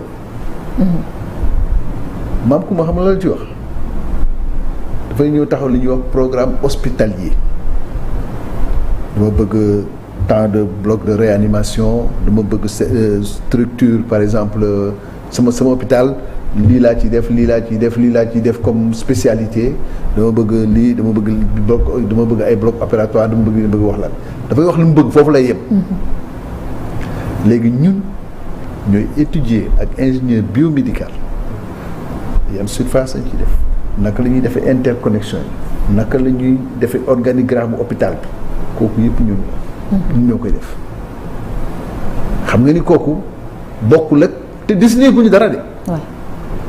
waaw léegi xalaat googu yëpp léegi ñun ñu bëgg ñoo jàppee ay dessinateur mel ni comme si ñun dañ dem jàngi ñaari at ñëw di ko toog fii xaw ma benn at. loolu la leen Sénégalais ñuy jàngal di dessiner nii. ay dessinateur lañ leen loolu yëpp gis nga loolu yëpp bu ñu ko liggéeyee. gis nga fi mu nekk nii xoolal dama la expliquer. loolu yëpp bu ñu koy liggéey. daal liggéey loolu lu yàgg mën nga ci nekk ay weeri weer presque at wala at ak lu topp. ngay dara de waxu plan. ok. parce que nit ki dafa ñëw ak xalaatam yow nga war am xool xalaatam naka lay mën a nekk taxaw. naka nga koy mën a taxawal. léegi nga xool ndax 40 milliards ak yooyu mu la wax tabax na hôpital. très bien alors wala nga xool nag ngay lijjantee ba mu am hôpital. oui très bien alors le problème souvent c'est pas travaux publics yi du chantier yu mag yi le problème souvent c'est chez les particuliers en fait. ah non. problème bi souvent ci yi di daanu nii mooy sama Sénégal ñun ñi suñu genre gi ñu amul ay yenn kii. da nga gisagul yu mag yu daanu. raar na de. am na ay bâtiment yu mag yu am ay sérieux problème fii. ah oui. chantier 7 étages yoo xam ne pareegul daanu fii. waaw. on a vu ça. waaw assisté naa benn boo xam ne c'était 4 étages à Ouakam il y a des années ci ginnaaw. mais ba tey sans les particuliers aussi. waaw particulier yi la parce que. fu ma waxee particulier mooy tey. maam Kumba mooy am xaalisam bëgg a tabax benn R+4 am nekk ci. xam naa fi ngay waxee. mais dinaa def quand même benn petite digression. par rapport ak li ñu doon wax suñu rapport ak l'État. waaw àndandoo bi c'est les architectes et l'État. architecte état. àndandoo bi ak état moo leen joxul seen gëdd moo tax sénégalais joxuñu leen seen gëdd. c'est ça àndandoo beeg état. oui yàgg na. mun neen wax ne lépp loi yeeg code yeeg yëpp ça a été quand même un accompagnement une validation. tout ça s'est fait avec l'État. oui. tey jii fii ñu occupé tey ordre des architectes ça c'est l'État. Jàppale nañu ci yenn côté yi ci locaux yi ci yenn subventions yi. kon nag am na foo xam ne quand même ñu ngi koy gërëm. en fait dafa fekk ne rapport yi ñu am ak ñoom dañu war a xam ne architectes yi. ñoom en fait seen politique la ñuy liggéey. parce que tey ñoom dañu war a def plus que ça. pour nous permettre ñoom ñu asseoir ñoom seen bopp seen politique te seen politique lan la mooy dimbale les populations. oui. kon nag loolu il faut que tamit ñu yokk seen taxawaay. Je pense que bon en fait loolu mooy surtout suñu rapport avec l'État. Ouais. On attend plus. Il y a eu des avancées mais on attend encore beaucoup plus que ça. parce que lu ñu xalaat mooy ñun seen bras armé lañ. voilà mën nañ ne sant nañ leen waaye normalement nous sommes des partenaires nous sommes le bras armé de l'État. ba tax bu ñu amee vision ñun ñu mën ko décliner en stratégie. mais bu fekkee dañu jàppee comme si que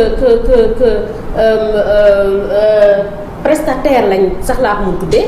dafay xaw a compliqué ñun état lañ. nous sommes un établissement. état lañ au fait. bras armé lañ mais pendant un moment. pendant presque 40 ans état daf ñu jàppee comme prestataire alors que ñun ci ñoom la ñu bokk ñun état lañ dañu war a jël comme bras armé.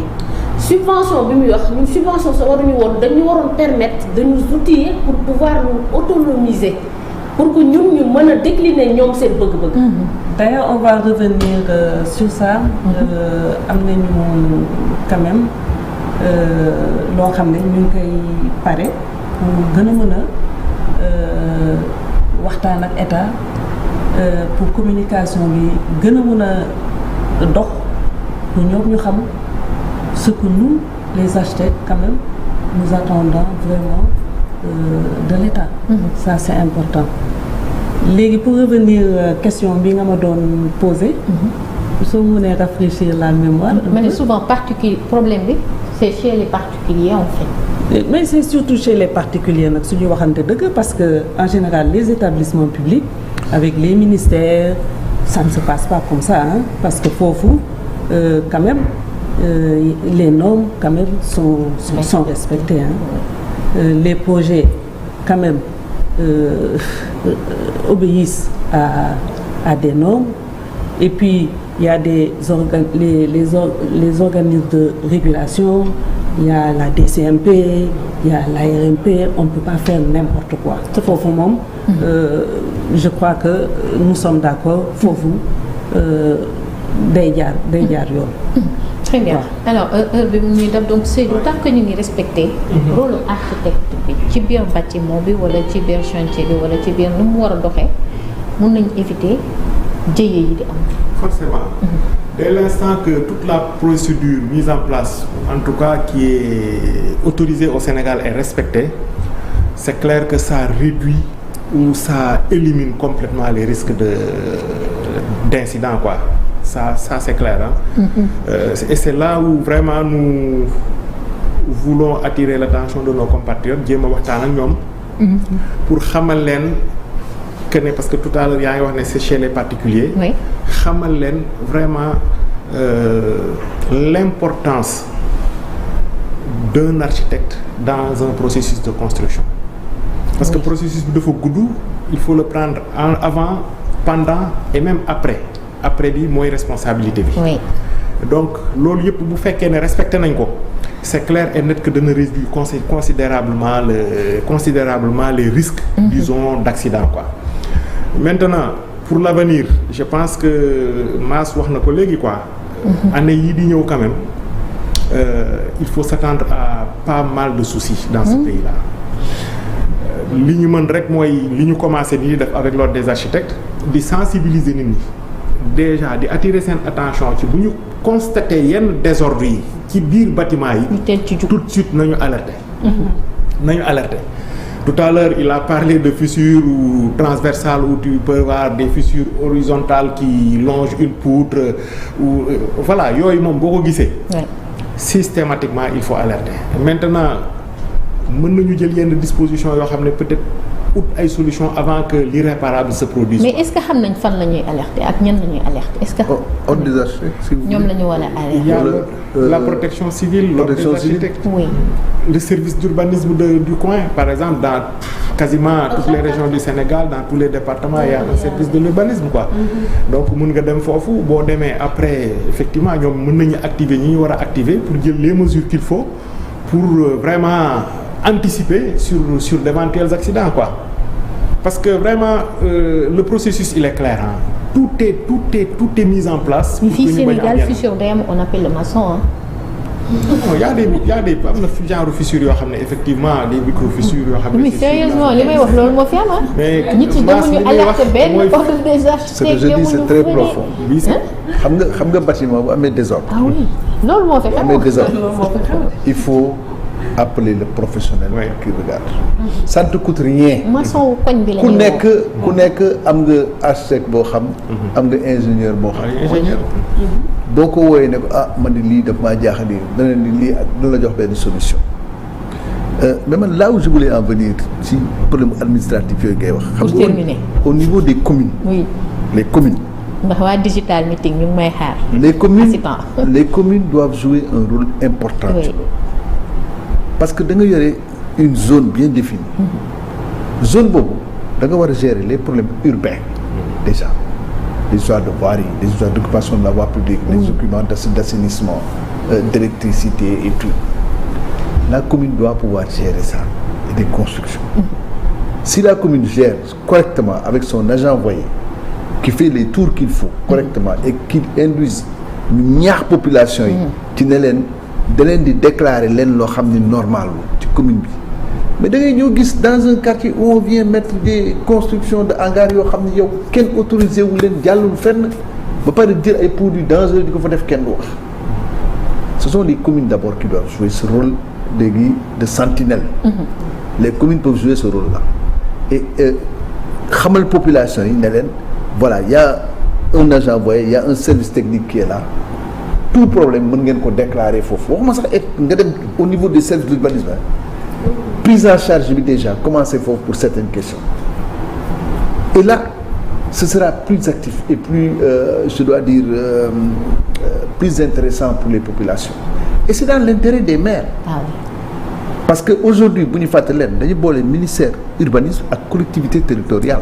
Oui. Tout à fait. Donc cette interaction qui est là elle est plus facile.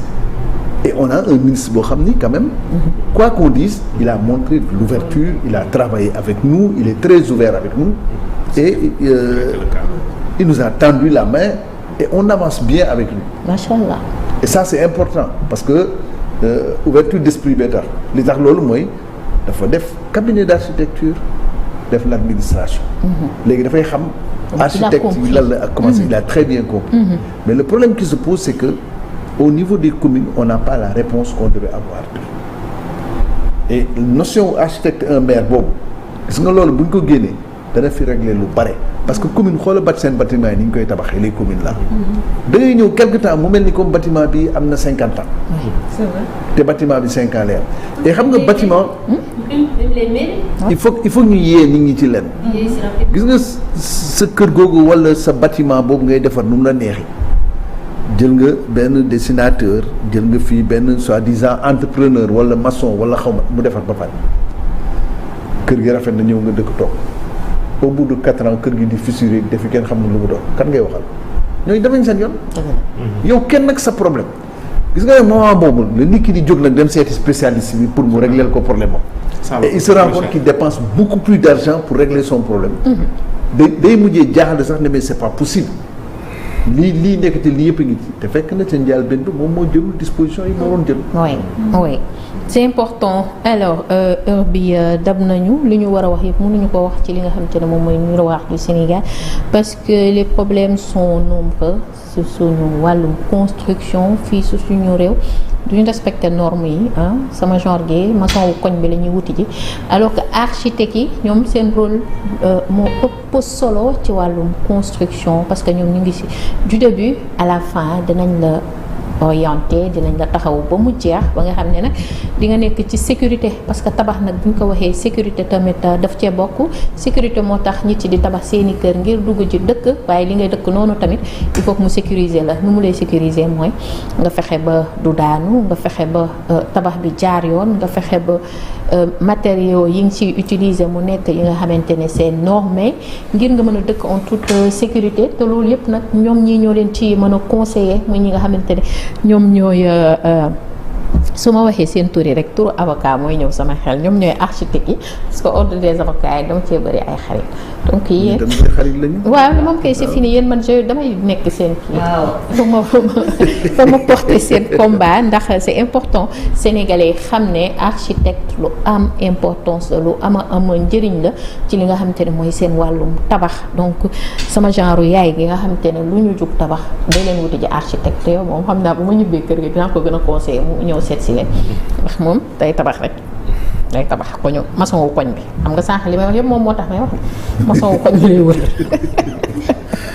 maçon wu koñ bi la ñuy jëli ji ñu defar fissure yi alors que souvent ils sont sans formation donc c'est important ñuy jël nit yi nga xamante ne ils ont de la bonne formation qualité mu nekk ay nit yu qualifiés ci seen domaine comme ñoom Wolette ñoom Seynabou ñoom monsieur Diop monsieur Diawara donc souvent ñu leen di seeti c'est important mu nekkoon li nga xamante ne moom miroir du Sénégal ma bàyyi samay invité ñu tàggoo balaa ma leen di tàggoo monsieur Diop. waaw ni may tàggoo mënuma tàggoo te waxuma nag ci leen lu am importance. mooy symposium bi ñuy organiser. ak salon Sen Habitat. wax nga ci sànq les 22 23 parce que sànq tey Moustapha mi ngi naa man appuyé ci loolu. maa ci bañoon a appuyer rek Moustapha. parce que loolu lu am solo la. mu doon xew-xew réew bi am ci réew bi. gulet symposium des architectes africains am fii ci Afrique. ñun ñoo ko fi jëkk organiser. très bien. bëgg waxtaanee. lu jëm ci wàllu urbanisme. ci wàllu ci aménagement. ci wàllu xalaatu c'est ce mois-là voilà c'est le 22 24 mai. Diamniadio Sicad. waxtaanee ci lu wàllu ci jëm ci cadre de vie. day am ay journées portes ouvertes naka la ñuy am y a tout. des conférences il y a des panels ci wàllu woowu. te ñuy waxtaanee tamit développement wu ville africaine yi naka lañ ko war defee ñu bañ a am développement bu anarchique bi. am des villes inclusives. am une architecture identitaire. am des solutions yu ñuy apporter au niveau des États pour que nos villes. soient des villes lu toll noonu nan lay waaj a amee Sénégal ce 22 24 te Sénégalais yëguñu ko. pourtant ñi ngi lancer les éléments de pub. ana communication. communication bi pourtant ñu ngi jàll communication. yaa ngi xoolul de waxtu bu nekk ñu wax ci. def nañu lancement bi. TFM sax moo def lancement bi parce que Dieynaba Seydou Ba moo ko def. waaw moom mooy def wàllum habitat Dieynaba. def nañu lancement bi. def naa ay émission ak moom ci wàllu woowu. pour nag expliquer ko ba pare dañ ko lëkkaloo ak Sen Habitat. Sen Habitat mu doon lépp luy dëkkuwaay ci Sénégal. moom la ñuy expliquer naka la ñuy def léegi. parce que nguur gu bees dañ ñëw ne dañuy defar 600 000 logements. fii rek quelques années ci kanam. léegi ñuy wax naka la nit ñi mën a amee kër. naka la nit ñi mën a am terrain. naka la nit ñi mën a am location vente comme yi fi amoon. maanaam tey jii boo amee salaire ñuy wax naka la ñuy mënee jël. bâtiment yi nga xam ni dafa màggat ñu mën leen réhabiliter mën ko affecter nit ñi. même bu dee location simple. loolu yëpp. ñu nag ko waxtaanee foofu permettre ñu diminuer coût du loyer au Sénégal. daañu waxtaan waxu habitat donc Sénégal. daañu waxu. cadre de vie urbanisation construction yëpp en Afrique. C'est important. kon defe naa ni kooku Sénégal yëpp war nañu mën a toog ñëw toog ak ñun déglu lañ fay wax parce que du sénégalais rek nag ñoo fa nekk. Afrique yëpp la ñuy invité ak ñu jógee Europe ak ñun ku ci nekk ñëw expérience am teg ko ñu waxtaan jéem a tënk leen pour ndax teg ko ci kaw table ñu xam ne lii kat. africain yee ko xalaat. Très bien. mu doon xalaat boo xam ni je dois dire une pensée prospective lay doon ñu jéem ko def suñu bopp nag jéem ko appliquer te ci loolu gouvernement bi daf ci ànd ak ñun. muy présidence muy primature muy suñu ministère dañu jox bopp organiser jox ñu bopp ci loolu ñu ànd ñun ordre des architectes am traite ak ministère de l'habitat et de l'urbanisme organiser ndoo loolu. bu doon guleet lu fiy am. dana am salon bi dana am exposition dina am exposition encore dans le cadre de l'habitat yooyu yëpp ñu boole ko lépp si kat ñetti fan yooyu. Très bien. ñu ngi ciy woo Sénégal yëpp. en tout cas moi je serai de la partie et j'espère que vous aussi yéen ñi di seetaan di ngeen dem xool. parce que dina nekk lu am njëriñ ci suñu dundin laay wax parce que lépp rek dundin la merci beaucoup monsieur Diop alors Seynabou ma bàyyi la nga tàggoo. xanaa di la remercier di remercier l'ensemble des téléspectateurs. di yaakaar ne émission bi dina leen amal. bu baax a baax njëriñ waaw. je crois que président Mass Diop tënk na wax bi. waay waaw vraiment émission yu mel nii di yaakaar ne dinañ ko gën a di def daal. di gën a di yee askan bi. ok jërëjëf. merci beaucoup Seynabou. alors Wallet ma daal di la bàyyi nga daal di tàggoo. rapidement te di wax ne symposium bi du pour techniciens yi rek. pour population bi la pour décideurs yi la pour financiers yi la parce que chaîne de valeur la. benn ñaareel ba may fàttali thème symposium bi repenser les villes africaines pour une perspective durable donc. tey peut-être ñu ngi waxtaanee ci plateau bi wàllum tabax. waaye nañu xam ne tabax bi fu ñu koy tabax dafa tegu ci kaw suuf donc suuf boobu tam dafa war am identité. dafa war am organisation ni tabax bi waree jaar yoon noonu la aménagement urbain bi war a jaar yoon. donc symposium bi mooy ñuy permettre ñu waxtaanee depuis nooy amee sa terrain nu ñuy aménager espace yi matériaux de construction yi. Retour d'expérience yu jógee à l'extérieur pour ñoom ñu mën ñu wax solution yi ñuy def pour seen développement bu am solo. donc yooyu yëpp yaakaar naa ne population bi war nañ ci ñëw bu baax am ci taxawaay bu dëgër parce que liñ fay waxtaanee pour ñoom lay doon. alors mu ngi noonu ce sera les 22 et 24 mai fële ca CICAD alors Seydou ñu bàyyi la nga tàggoo. di leen remercier ci opportunité bi ngeen ñu jox pour ñu mën a waxtaane suñu métier. en même temps sensibiliser suñu compatriotes yi aussi. tout à fait donc peut-être un dernier mot à nos compatriotes di leen ñaan ngir yàlla ngeen di arrêter di taxaw ak architecte naan ko plan bi lu muy jar. un architecte ne vend pas des plans. ñun dañuy liggéey ci ay projet yi mooy lan mooy da ngay bëgg a tabax dara on est là avant pendant et après pour sécuriser ton investissement. pour que tu aies quelque chose de très fonctionnel ensuite vraiment loo xam ne nii problème yi ñuy dund tey danañu permettre vraiment ñu effacer ko complètement donc def attention ci tout ce qui est IA intelligence artificielle et vous êtes là pour corriger également da ngeen di corriger li fi jot a yàqu ça c'est pas de l'architecture ñii nga xam ne dañuy mën a manipuler yenn logiciel de 3D également qui infestent notre environnement prétextant être des architectes ils ne le sont pas ce ne sont pas des architectes donc vraiment appel bi may lancer population ñoom laa koy lancer nag parce que lépp ñoom la parce que tamit bëgg lu yomb également il faut l'éviter dañu bëgg des solutions de facilité dañu bëgg ay solutions de facilité il faut savoir que dans la vie pour nga mën a sécuriser yow sa am sa investissement bi nga ko xam da nga koy def bàyyil ko fi say njaboot bàyyi ko fi ëllëg vraiment da nga ko war a jaarale ci yoon pour mën ko jaarale ci yoon nag le maillon le plus important aujourd'hui c'est l'architecte on ne peut pas amul leneen quoi c'est l'architecte vérifier ci tableau bi mais justement il y a le tableau de ci site ordre des architectes tous les architectes habilités à signer des projets seen ñi ngi foofu ci liste bi donc vraiment man appel de cœur boobu laa bëgg a lancer suñu compatriotes yi xamal leen que ne en réalité li ñuy wax naan dafa cher finalement ils vont faire des économies en travaillant avec un architecte. Parce que l'architecte veille à ce qu'on appelle l'économie du projet. Tout à fait. La solidité du projet qui impacte après sur la sécurité. Donc vraiment man cri de cœur boobu rek laa bëggoon a lancer. Merci beaucoup et puis di leen remercier encore une et fois. merci beaucoup Seydou Diawara moom nag architecte la et expert en bâtiment urbain alors amoon naa tamit ki nga xam ne moom mooy Seynabou Diouf Ndiaye nekk architecte et trésorière bu ODAS je sais pas. Ordre des architectes du Sénégal.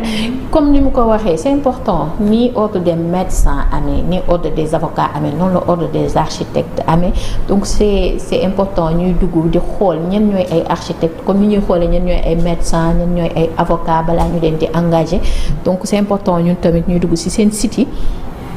Je vais faire leur communication moom à partir de maintenant parce que tamit dundu doomu aadama dafa am njëriñ te ci li nga tëdd di nelaw dafa war a nekk lu am sécurité ci côté boobu laay gën a di leen communiquer donc di leen dem ci architectes yi parce que ñoom ils sont avant pendant et après li nga xamante ne moom mooy seen ay tabax. Amoon naa tamit Wallet Thiam nekk architecte moom urbaniste et secrétaire général de l'ordre des architectes ak seen président Massamba Diop moom itam moo fi nekkoon ci plateau bi. Merci beaucoup yéen ñi doon seetaan mais surtout merci à Ramatoulaye si temps nee na bëgg na ci li nga xam ne moom mooy t-shirt yi donc Rama Brésil Shop nag ma yónneel si temps benn t-shirt ak Papa Lay bien sûr. waaw wala tam bëgg na sûrement ak même ñoom monsieur Diop tamit bëgg nañ parce que parfois il faut ñuy def jeunesse di relax ak ay t-shirt bien sûr. Alors merci beaucoup yéen ñi doon seetaan alors mu ngi noonu le 22 et 24 képp ku bëgg a xam li nga xam ne moom la architecte yi di liggéey c'est ça. li ngeen di liggéey li ngeen di yëngu nekkul rek wàllum dessin kese mooy seen métier da ngeen di dem fële ca CICAD fa lay amee les 22 et 24 oui centre de conférence Abdou Diouf ca Diamniadio man moom danaa dem moom di ngeen ma fa gis incha allah. Merci beaucoup à l'équipe technique tout de suite li nga xam ne moom mooy digital meeting sur SSB TV merci rendez-vous mercredi demain Bijou Ndiaye ñëw ak yéen ci Miroir du Sénégal.